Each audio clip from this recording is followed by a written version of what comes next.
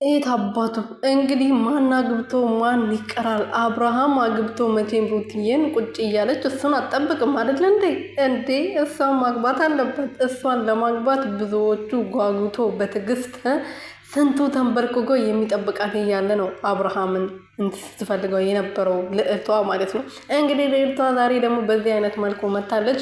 አብርሃም እንደምታዩት ትላንት እንግዲህ ቀለበት አድርጌያለሁ፣ ከዚህ በኋላ ደግሞ ሰርጌ ላይ መምጣት ትችላላችሁ፣ የዛሬው ድግስ አልቋል ብሎ ነበር የሸኛቸው እና ሩትዬ ደግሞ እንደዚህ ተብዬማ እኔ ጀግናዋ አንገቴንማ አልደፋም፣ እንደዚህ ተብዬማ አርፌ አልቀመጥም፣ እኔ ማግባት ነው የምፈልገው ብላ እንግዲህ እስከዛሬ ድረስ ደስታ ሲማጸናት ሲለምናት በተደጋጋሚ ሽማግሌ ሲልክ እንግዲህ አልተቀበለችም ነበረ። በመጨረሻም እንግዲህ የእሱን ፍቅር ተቀብላ ፕሮግራሟን በዚህ አይነት መልኩ ጀምራለች ማለት ነው። ሰላም ሰላም ቤተሰብ እንዴት ናችሁ? ደህና ናችሁ ወይ?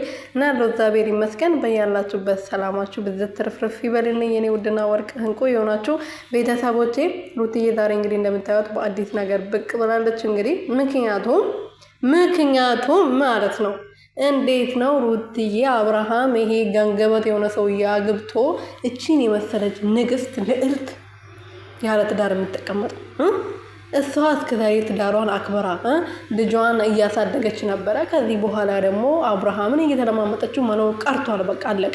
ምክንያቱም እሱም ትላንት እንደዛ አድርጓል። እሱ በዛ ሰዎቹ ፊት ለፊት እንድትዋረድ እንዲናገሯት የማንም ወጠጤ እንዲናገራት ፈቅዷል። ስለዚህ ሩትዬ ደግሞ የራሷን ህይወት መኖር አለባት በቃ ብዬ አስባለሁ።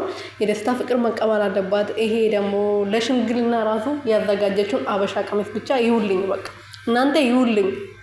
የማንም ወጠጤ እንትን ዝም ብሎ አለ እስከ እንትኑ ድረስ የሚያሳይ ቀሚስ ለብሶ ይመጣል። የንግስት በቃ የንግስትን እንትን የሚያሳይ አበሻ ቀሚስ ነው ያዘጋጀችው እና ልብሱ ራሱ እሷን ይገልጻል። በቃ አይታችኋል ግን እንዴት አባቱን እንደሚያምር።